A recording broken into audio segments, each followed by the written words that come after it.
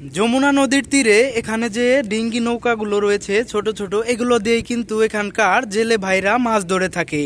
চলুন ওখানে এক ভাই মাছ ধরতেছে, আমরা চলুন দেখে আসি।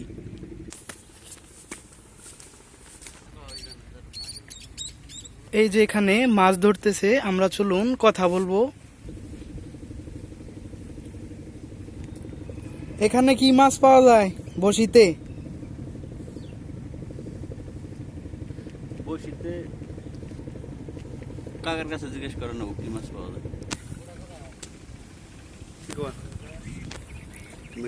কিভাবে বড়শি দিয়ে মাছ ধরা হয় আমরা এখন আপনাদের দেখাবো।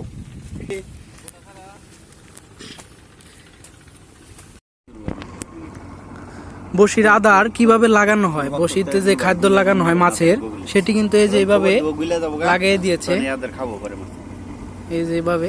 তারপর কিন্তু এইভাবে ঢেল ছুঁড়ে ওই দেখেন কত দূরে ফেললো।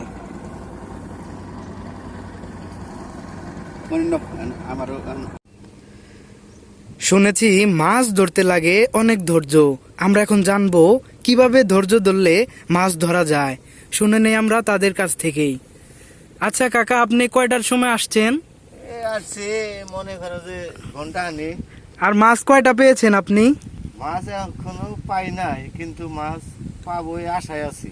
ও আচ্ছা, অনেক বড় বড় মাছ করতেছে, নড়াচড়া করতেছে, আপনি বুঝতে পারতেছেন? হ্যাঁ বুঝতে পারতেছি, আশায় আছি যে মাছ বসিতে হবে হবে।